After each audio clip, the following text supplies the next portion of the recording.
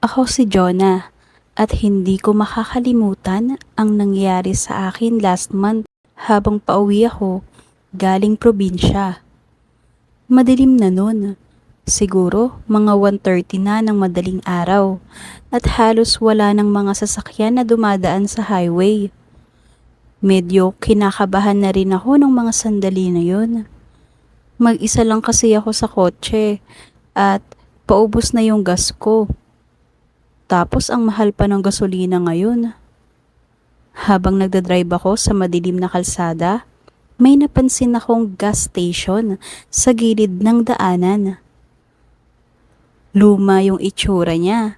Parang hindi na na-renovate ng ilang taon, pero may tao doon sa loob at bukas ang ilaw. Noong mga pagkakataon na yun, hindi ako nagulat sa itsura ng gas station. Mas nagulat ako nang makita ko yung presyo. Paano ba naman kasi? Sobrang baba. Parang kalahati lang ng usual na presyo. Napaisip tuloy ako kung legit ba ito. Pero dahil malapit nang maubos yung gas ko, nag-risk na ako. Kailangan ko na rin kasing magpagas bago ako matirikan sa kalsada, lalo na't nandito ako sa kawalan. Walang dumadaan na kotse, wala ding mga bahay sa paligid. Tanging gas station at maliit lang na convenience store sa tabi nila na parang 7-Eleven ang nakabukas. Ipinark ko naman yung kotse ko sa tabi ng convenience store at pinagmasdan ko yung paligid. May nakita akong ilang tao sa loob ng convenience store. Parang katulad ko lang ng mga taga Maynila. Nakaupo at kumakain sa tabi. Pumasok ako sa loob ng store at bumili ng isang bote ng mineral water. Pagkatapos, lumapit ako doon sa cashier at binayaran ito. Ah, miss, itatanong ko lang sana kung legit ba yung gas station dyan sa tabi. Sobrang mura kasi. Tanong ko doon sa cashier pagkabayad ko sa kanya. Ah, oo ma'am, legit yan. Pinapaubos lang kasi ng may-ari. Mabait po yung may-ari niyan. Nakangiting sabi sa akin ng cashier. Ah, ganun ba? Sige, salamat ha. Lumabas na rin ako ng convenience store at sumakay na sa kotse. Pagbalik ko naman sa parking area, ay idinrive ko ang sasakyan papalapit doon sa isang attendant na nakatayo sa gas station. Nakatingin lang ito sa akin habang papalapit ako sa kanya. Hindi siya nagsasalita. Nang makalapit ako sa kanya, sinabi ko naman na magpapa-full tank ako. Nag-thumbs up naman siya sa akin. Tahimik lang siya at nagsimula ng mag-pump ng diesel. Habang pinupuno niya yung tangke, naninibago pa rin ako sa paligid. Kung wala nga lang yung radyo ni kuya at yung tunog ng pump ng gas sa tangke ng sasakyan ko, parang patay talaga yung paligid. Ah, excuse me po ma'am. Mag-isa lang po ba kayong babiyahe? Tanong bigla sa akin ng attendant. Ah, opo. Bakit po?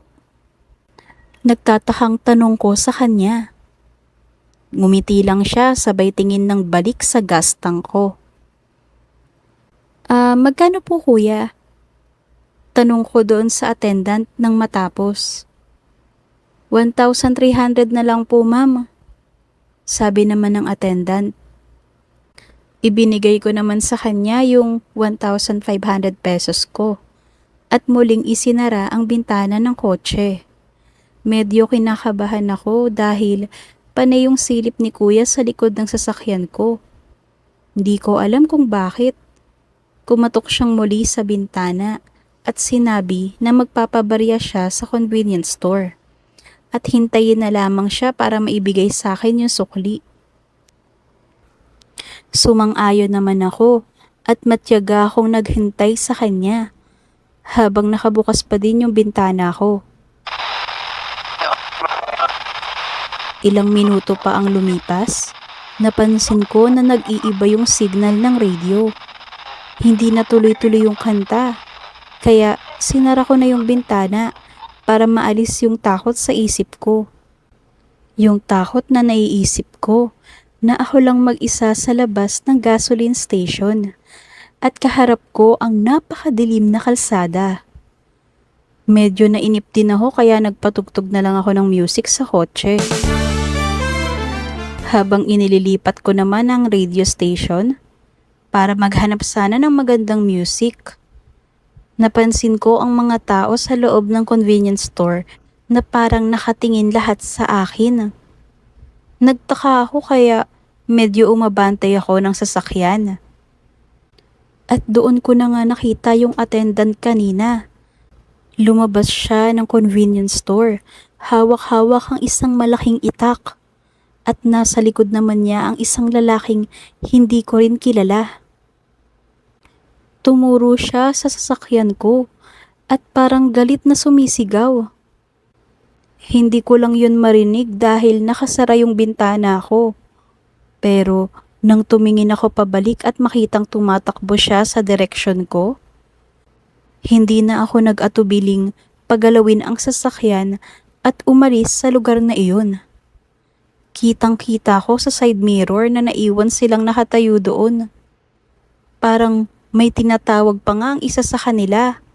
Kaway naman ng kaway yung attendant na may hawak na itak. Pagkatapos nun, diretso lang ako at seryosong nagmaneho hanggang may maabutan akong checkpoint. Medyo kakaiba din ang kilos ng mga pulis at armado ang mga ito. Hindi ko alam kung anong meron. Sobrang daming nangyayari ngayong gabi. At kakaiba kumilos ang mga tao na nakakasalubong ko. Magandang gabi po sa inyo, ma'am. Baka pwede pong paki-open naman yung trunk. Routine inspection lang po. Bago lang po ba kayo dito? Tanong sa akin ng isang pulis.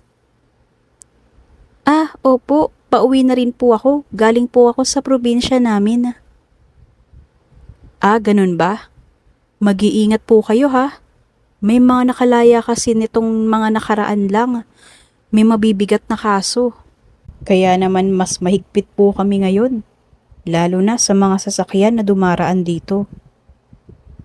Seryosong sabi sa akin ng pulis. Ah, ganun po ba? Sige po, salamat po. Hindi naman ako nagdalawang isip na i-open ang trunk para sa kanilang inspection. Pero nagtataka ako dahil ayaw nitong magbukas sa likod. Parang may kung anong nakaharang. Tumingin sa akin ng diretsyo yung isang pulis at pinalabas ako sa kotse at pinapwesto ako sa likuran nila. Sa tansya ko, may 10 pulis na naroroon. Nakita ko naman sa isang tabi na may tinatawagan ng isa sa kanila at pinalibutan nila yung trunk ko. Maya-maya pa ay puwersahan nila itong binuksan at doon na nga tumambad sa amin ang 2 payat na lalaki. Ang isa sa kanila ay may hawak ng patalim. Nakakatakot ang itsura at namumula ang kanilang mga mata. Lumipas ang ilang minuto. Dumating naman yung attendant kanina at ngayon ay nakamotor na siya. Doon ko nalaman kung bakit nila ako sinundan kanina. Hindi daw para takutin ako kundi para bigyan ako ng warning na nakita nila sa CCTV na may pumasok sa likod ng trunk ko habang nakapark ako. Kaya pala pumunta yung attendant kanina sa convenience store. Hindi para magpabariya kundi para i-check daw yung CCTV. Ang banggit niya sa akin habang nasa gilid daw siya ng kotse ko at pinupuno yung tangke na sasakyan ko, may narinig daw siyang mahihinang bulong sa gilid. Napansin niya na nanggagaling yun sa likod ng sasakyan ko.